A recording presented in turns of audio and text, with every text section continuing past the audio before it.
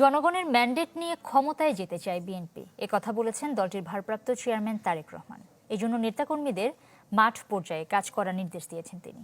বলেন, বিএনপির বিরুদ্ধে ষড়যন্ত্র মানেই দেশের স্বাধীনতা, সার্বভৌমত্ব বিরোধী ষড়যন্ত্র।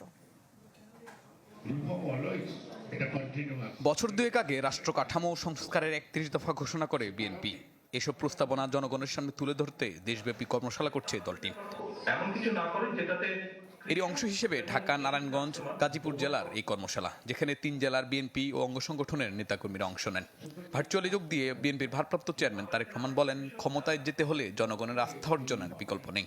আপনাদেরকে আমি ১০০% গ্যারান্টি দিয়ে বলতে পারি, কেউ যদি মনে মনে ভেবে থাকেন আরে এখানে তো প্রধান প্রতিপক্ষ নাই অথবা দুর্বল হয়ে গেছে, নির্বাচন খুব সহজ হবে, no no no and no. এই নির্বাচন অতীতের যে কোনো নির্বাচনের থেকে অনেক অনেক অনেক কঠিন হবে।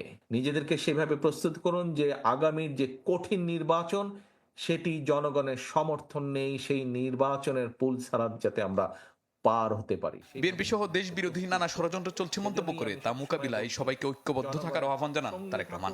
ষড়যন্ত্র কিন্তু থেমে থাকে নাই, এবং এই দলের বিরুদ্ধে ষড়যন্ত্র যখন হবে, ধরে নিতে হবে আপনাকে সেই ষড়যন্ত্র শুধু এই দলের বিরুদ্ধে না, সেই ষড়যন্ত্রের অংশের মধ্যে আছে আরেকটি ষড়যন্ত্র, যেটি হচ্ছে এই বাংলাদেশের বিরুদ্ধে, বাংলাদেশের স্বাধীনতার বিরুদ্ধে, সার্বভৌমত্বের বিরুদ্ধেও ষড়যন্ত্র অব্যাহত রয়েছে, থেমে যায়নি।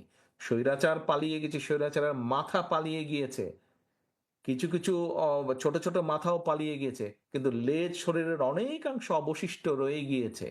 তারা কিন্তু ভিতরে ভিতরে ষড়যন্ত্র করছে। কাজে আপনাদেরকে এই ব্যাপারে অ্যালার্ট থাকতে হবে। এদিকে রাজধানীতে জুলাই আগস্টে আহতদের ড্যাবের আর্থিক সহায়তা দেওয়া অনুষ্ঠানে বিএনপি নেতা আমির খসরু মাহমুদ চৌধুরী বলেন, জনগণের ম্যান্ডেটে নির্বাচিত সরকারই করবে পরিপূর্ণ সংস্কার। রিফর্মের গল্প আমাদের সামনে করে কোনো লাভ হবে না। রিফর্ম হতে হবে সংসদে, রিফর্ম হতে হবে জনগণের ম্যান্ডেট নিয়ে এবং গণতান্ত্রিক প্রক্রিয়ার মাধ্যমে।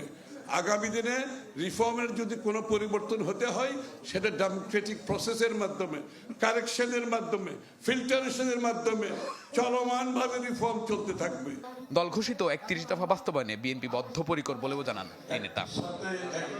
শাহনিয়াজ বাবলু, চ্যানেল 24, ঢাকা। বছর শেষের খুশি নগদে হবে বেশি। নগদ পেমেন্টে নির্দিষ্ট ক্যাটাগরির কেনাকাটায় ৩০০ টাকা পর্যন্ত ক্যাশব্যাক।